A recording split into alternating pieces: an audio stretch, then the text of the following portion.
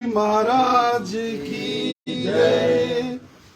गुरु रविदास जी महाराज की जय। सदगुरु महाराज की जय। सदगुरु महाराज की जय। बोलिए गुरु रविदास जी महाराज की जय। बाबा साहब भीमराव अंबेडकर जी अमर रहे, अमर रहे। भारत माता की जय। भारत माता की जय। भारत देश के संतों की जय। भारत देश के संतों की जय। संत शिरोमणि गुरु रविदास जी महाराज की जय। संत शिरोमणि गुरु रविदास जी महाराज की जय।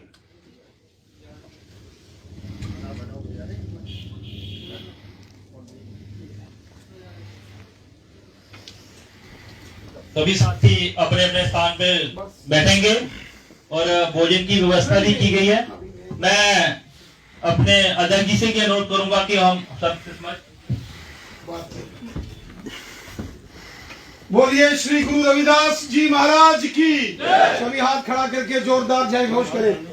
श्री गुरु रविदास जी महाराज की श्री गुरु रविदास जी महाराज की संत शिरोमणि श्री गुरु रविदास जी महाराज की भारत माता की भारत के संतों की भारत के संतों की देश के संतों की भारत माता की श्री गुरु रविदास जी महाराज की। आज माघ पूर्णिमा के इस पावन दिन श्री गुरु रविदास जी महाराज जी के प्रकाश उत्सव, उनके जन्म दिवस के उपलक्ष्य पर सभी देशवासियों को और दुनिया भर के अंदर फैले हुए भक्त जनों को आज के इस पावन दिन की बहुत बहुत बधाई एवं अनंत मंगल कामनाएं हैं। हम सब जानते हैं भारत ऋषि मुनियों का देश है। हमारा देश साधु संतों का देश है और हमारे देश की जो संत परंपरा है, ऋषि परंपरा है, जो सनातन परंपरा है, उनमें एक महान संत श्री गुरु रविदास जी महाराज जी हुए, जिन्होंने समाज की भलाई के लिए बहुत मेहनत की। समाज में अंधकार मिटाकर समाज को ज्ञान देने का काम, प्रकाश का काम देने का कार्य श्री गुरु रविदास जी ने महाराज जी ने किया और इसलिए उनको ज्ञान के भंडार परम ज्ञानी संत श्री गुरु रविदास जी महाराज जी का नाम दिया गया। श्री गुरु रविदास जी महाराज भारत की हिंदू धर्म की उस संत परंपरा का निर्वाह करने वाले एक ऐसे महान संत हैं जिन्होंने भारतवर्ष में लगातार कठिन प्रयास किया, मेहनत करके समाज से अंधकार मिटाकर समाज को ज्ञान दिया, समाज में सच्चाई और अच्छाई की ओर ले जाने की एक अथक प्रयास श्री गुरु रविदास जी महाराज जी ने किया।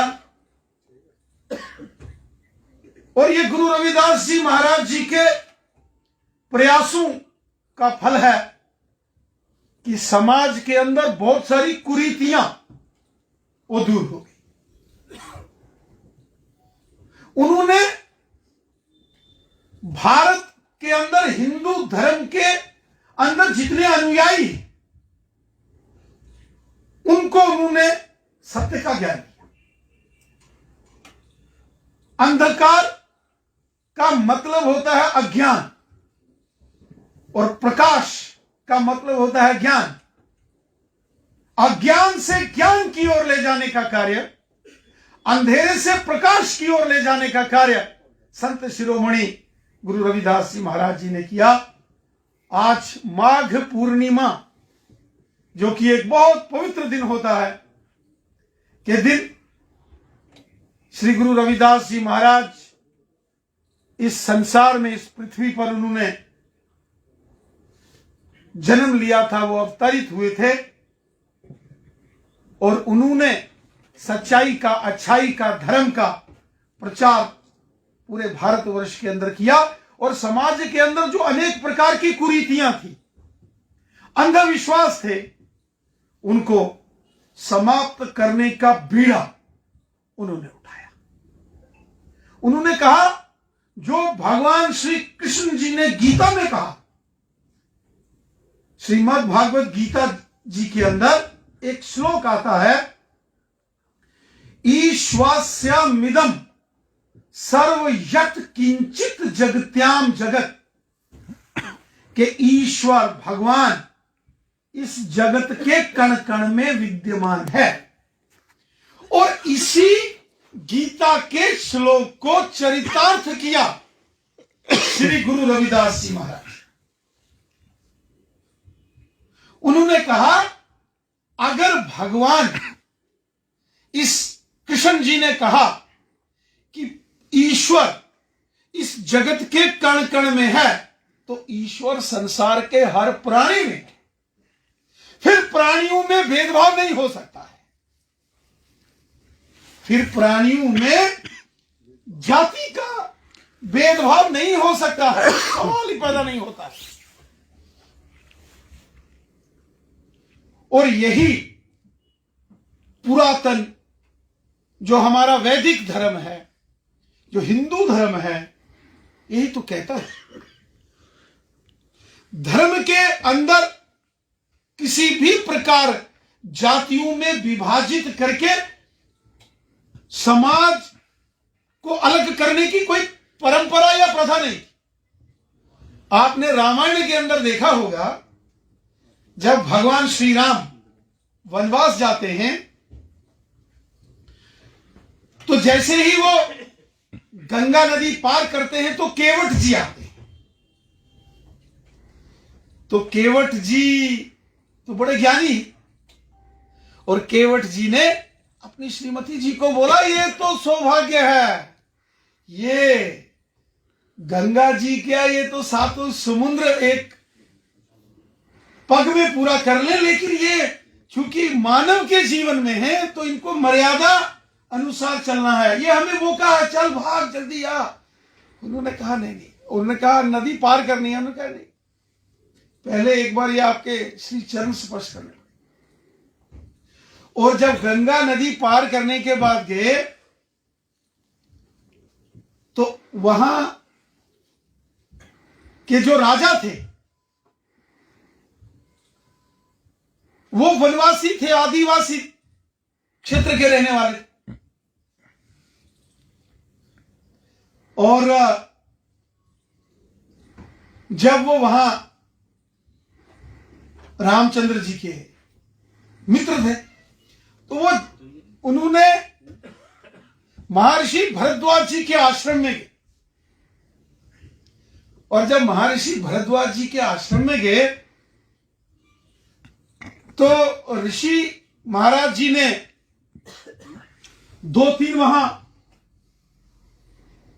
स्थान थे बैठने के, तो राम जी को बैठने का स्थान उन्होंने जो निश्चित किया था वहां वो बैठे। तो ये जो भगवान के मित्र थे वहां के राजा, वो नीचे जमीन पर बैठ के, रामायण के अंदर प्रसंग है, आपने टेलीविजन में भी देखा होगा और वाल्मीकि जी की रामायण में भी है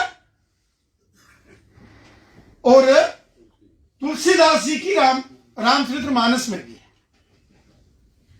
और जब वो नीचे बैठते हैं तो महर्षि भरद्वाज कहते हैं आपका यह स्थान नहीं है। उन्होंने कहा मैं वनवासी हूं, छोटी जाति का हूं। उन्होंने कहा ये कर्मण्यवाधिकार अस्ते, कर्मों के आधार पर,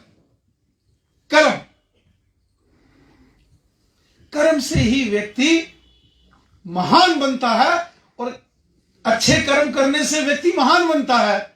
तो अगर बुरा कर्म करोगे तो राजा का पुत्र भी खराब होता है। ये महर्षि भरद्वाज जी ने अपने आश्रम के अंदर इसका सारा वृतांत रामायण में आता है। और फिर जब श्री रामचंद्र महाराज जी उड़ीसा के पंपा सरोवर से निकलते निकलते जाते हैं, और शबरी माता का आपने वो पूरा वृतांत सुना होगा। शबरी माता रोज बैर चुनती थी, क्योंकि उनके जो गुरु थे मतंग ऋषि उनको कह गए थे कि आपने बहुत पूजा की है, तपस्या की है, आपके घर में भगवान है। और शबरी माता रोज रास्ते में फूल बिछाती थी, और शबरी माता इंतजार करती थी, और वो बैर लाती थी। तो लेकिन बैर उस वक्त तो कोई ऐसा तंत्र तो होता नहीं था कि ये खट्टे कौन से हैं तो मीठे कौन से तो कड़वे कौन से, तो वो अपने मुंह से चख के रखती थी। और जब भगवान उनके घर में गए राम जी, तो शबरी माता ने वो प्रसाद रूपी बैर जब भगवान के सामने प्रस्तुत किए, तो भगवान जी ने बड़े प्रेम से खाए, बहुत प्रेम से। और उन्होंने कहा कि जिस भक्ति भाव से मां शबरी ने पूजा की है, यह भाव अगर परमात्मा की प्राप्ति करनी है तो यह भाव चाहिए। और कृष्ण भगवान, जब आपको याद होगा, महाभारत का युद्ध टालने के लिए कि महाभारत का युद्ध ना हो, अंतिम संधि प्रस्ताव लेकर, शांति प्रस्ताव लेकर जब कौरवों के दरबार में गए, वार्ता हुई, लगातार सभी जो वरिष्ठ वहां के सज्जन, गुरुजन, मंत्री, राजा, सेनापति सब बैठे, लंबी वार्ता हुई। और जब मध्यकाल भोजन का समय हुआ, तो जहां उस राज दरबार में 56 प्रकार के भोजों की व्यवस्था थी, भगवान श्री कृष्ण ने वो 56 भोग नहीं खाए। एक दासी पुत्र विदुर होते थे, उनको कहा चलो विदुर जी आज तुम्हारे घर में खाना खाएंगे। और फिर विदुर जी के घर में भोजन किया। बहुत बार प्रसंग भी आता है कि दुर्योधन के मेवे त्यागे, साग विदुर घर खायो रे। तो भगवान श्री कृष्ण जी ने भी कि इस वृतांत से यह संदेश स्पष्ट है कि हम सब जो इस पृथ्वी पर, हम सब लोग भाई भाई हैं, कोई छोटा बड़ा नहीं होता है। अपने कर्मों से व्यक्ति छोटा बड़ा हो सकता है, अच्छे कर्मों से महान व्यक्ति बनता है, और अगर व्यक्ति बुरे कर्म करेगा तो फिर वो अच्छा नहीं हो सकता।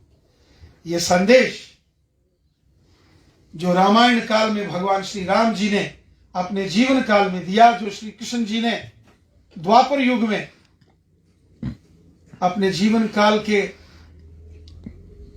तत्व से जो संदेश दिया, वही इस कलयुग में श्री गुरु रविदास जी महाराज जी ने इस संदेश को बहुत मजबूती से आगे लिया गया। और यही पुरातन सनातन वैदिक हिंदू धर्म की महानता है, और यही संत परंपरा है, यही हमारी ऋषि परंपरा है।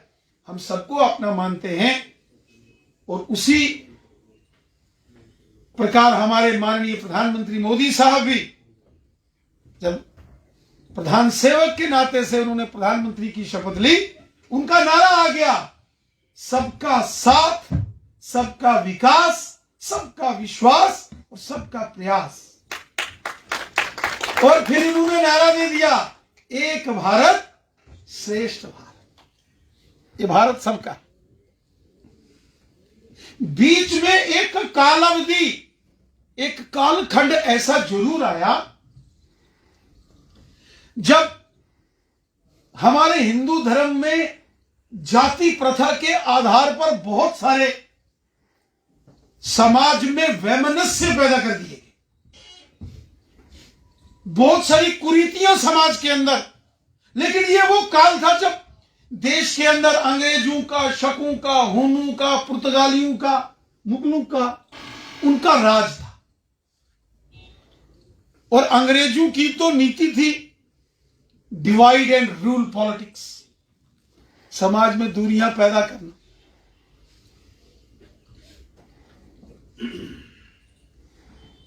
आदिवासी वनवासी क्षेत्रों में, वंचित समाज में, पिछड़े समाज क्षेत्रों के अंदर ऐसे ऐसे महान ऋषि हुए हैं।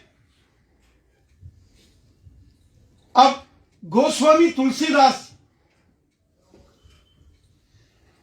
महान संत सूरदास जी, कबीरदास जी, गुरु रविदास जी महाराज, और यहां तक कि महर्षि वाल्मीकि जी, जिन्होंने रामायण लिखी, भगवान जी के इस पृथ्वी पर अवतार से पहले रामायण लिखी है।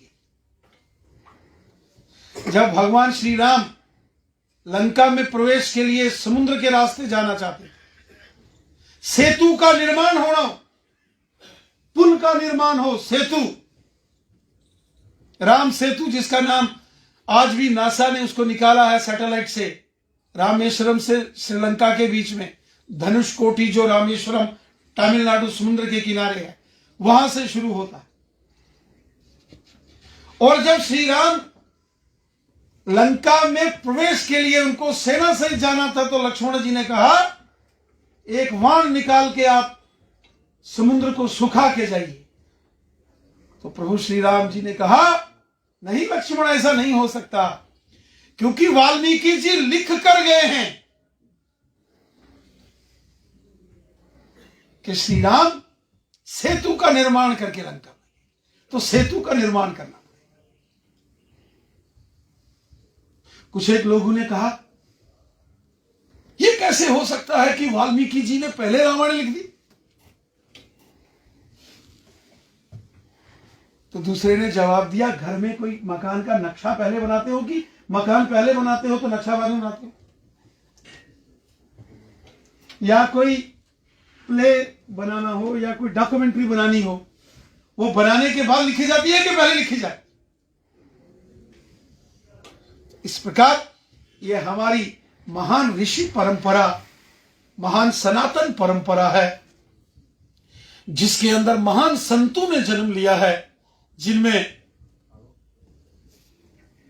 बहुत ही पूजनीय, मान योग संत शिरोमणि ऋषि परंपरा के संदेशवाहक श्री गुरु रविदास जी महाराज जी हैं। आज उनके पावन इस प्रकाशोत्सव, उनकी इस जयंती के पावन दिन, करोड़ों करोड़ देशवासियों को अनंत मंगल कामनाएं और बधाई, और पूरी दुनिया में गुरु महाराज जी के शिष्यों को, भगत जनों को लख लख बधाइयां। और हम सबको जो मार्ग संत शिरोमणि गुरु रविदास जी महाराज जी ने दिखाया है, उस मार्ग पर हम चलें, देश का और अपने धर्म के अंदर जो है उसका ज्ञान प्राप्त करें, और देश और समाज के लिए अच्छे कार्य करें। यही संदेश गुरु रविदास जी महाराज जी का था। इस संदेश को अपनाते हुए